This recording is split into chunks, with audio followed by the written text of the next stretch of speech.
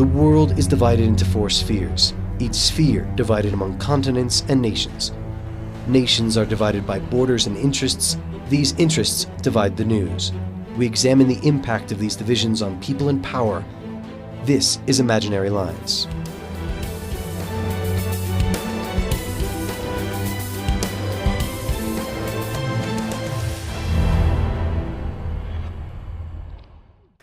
Welcome to the program.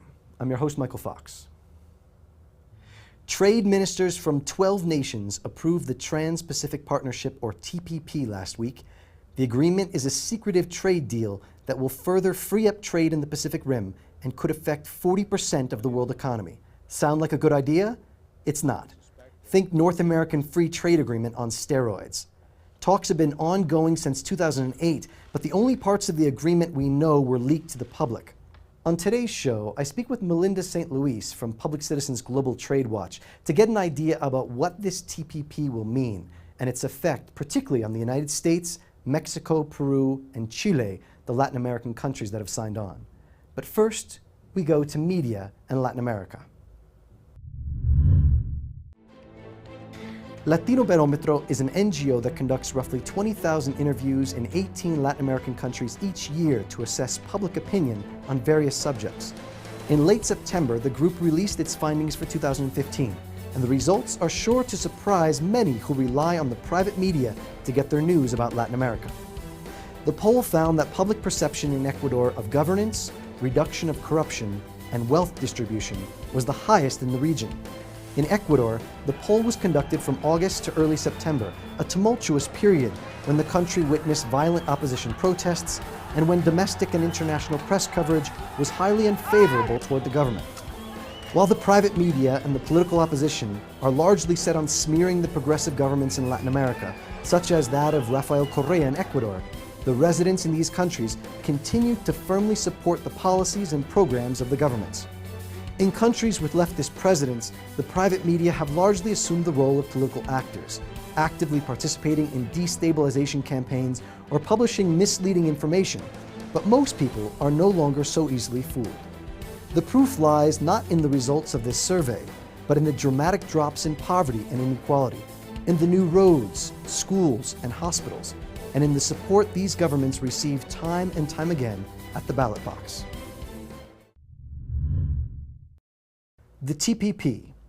It's been considered the most sweeping trade agreement in over a decade, and it's been sold as a means for the United States to get a leg up on China in the Pacific region. Here's a look at the countries who have signed on. According to Andrew Robb, the trade minister for Australia, which is also part of the deal, the TPP will eliminate 98% of all tariffs between these countries. To be ratified, the agreement still needs to be approved by each country's Congress. But wait, what exactly is in the agreement?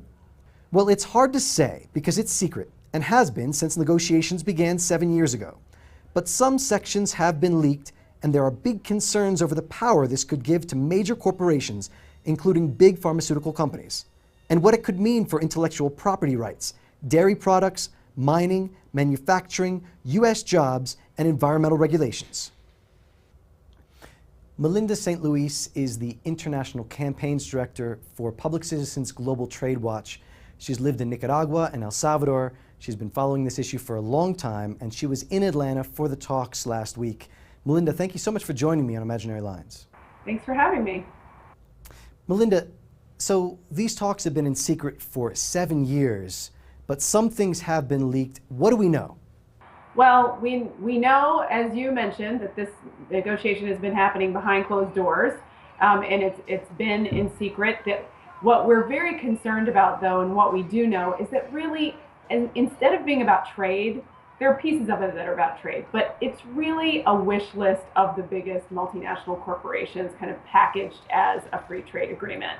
There is a whole chapter on investment that expands these broad rights that corporations have, foreign corporations have, to sue our governments outside of our court systems to demand millions or billions of dollars in taxpayer compensation for our public interest laws, environmental regulations, public health regulations have been attacked in the past under these types of rules.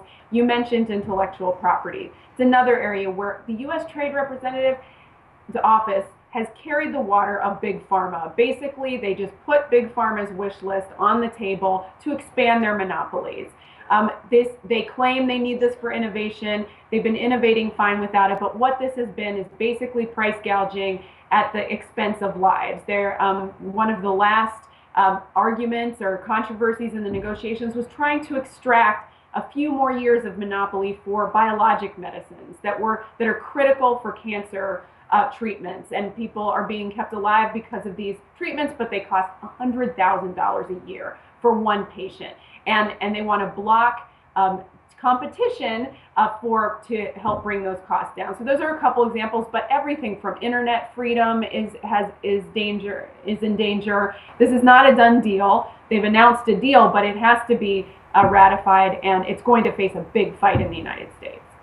So talk about that. What are the next steps here? Well, so what we've heard that President Obama intends to announce to Congress his intent to sign the agreement. According to the law, they have to give at least 90 days of notice to Congress before they can sign it. And then according to the law, they should have to wait another 30 to 45 days after that. Whether they try to fudge those timelines or not, we're unsure. But we know they have to wait 90 days. And then it will need to be made public within 30 days. So we expect within a few weeks there will be a text that people can actually respond to. I mean, they have this period where now they can claim they have this great deal. People still don't know what's in it, and they're just kind of claiming all of these great things. But we know from talking to negotiators and from leaks the dangers of what are in it. It's going to be our job to make sure that the public is aware once this becomes public that what the dangers are. Melinda, you've spent a lot of time in Latin America. Can you speak to the likely impact that this agreement is going to have on the Latin American countries that have signed on? Mexico, Peru, Chile. What are the issues there?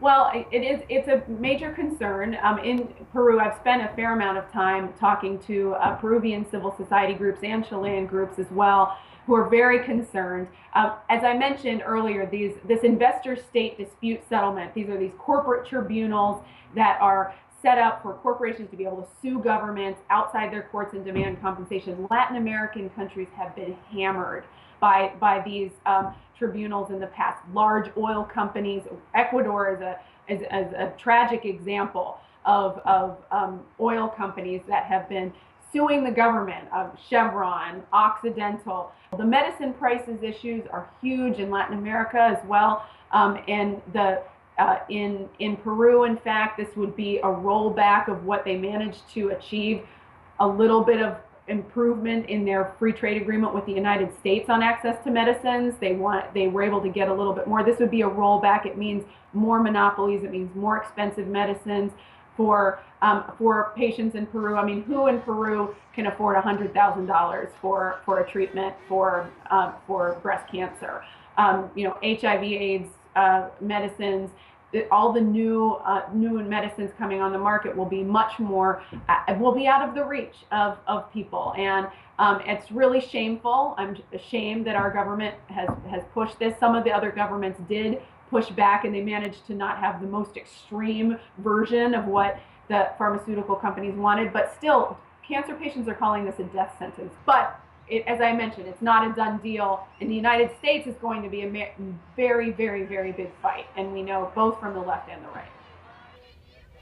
Well, Melinda, thank you so much for joining me on Imaginary Lines. I'm sure we'll be following this in the coming months. Yeah, absolutely. Thanks for having me. And now to the United States, where the latest batch of Hillary Clinton emails has been revealed with some disturbing information. On September 30th, an email was released to the public detailing that the State Department had successfully planted questions for the show 60 Minutes to ask WikiLeaks founder Julian Assange in a 2011 interview. The email was written by State Department spokesperson P.J. Crowley in January 2011. In it, Crowley writes to his boss, then U.S. Secretary of State Hillary Clinton, that he had, quote, made a number of suggestions for outside experts and former diplomats to balance the peace, and that, quote, 60 Minutes assures me that they raised the number of questions and concerns we planted with them during the course of the interview. 60 Minutes called the idea of a plant preposterous and said they spoke to many sources for the story, But as several outlets, including the Washington Post, have pointed out, in the actual 60 Minutes interview, the reporter prefaces many of his questions to Assange with soft journalistic attributions. There are people that believe there's a perception on the part of some people.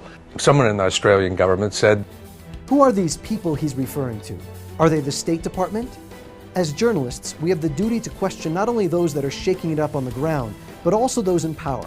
And there's a fine line between researching and accepting guidance from the State Department, particularly when the US government is trying to push criminal charges against Julian Assange, the man that is being interviewed. And that's it for today's program. Thanks for watching. I'm your host, Michael Fox. Please join me next week.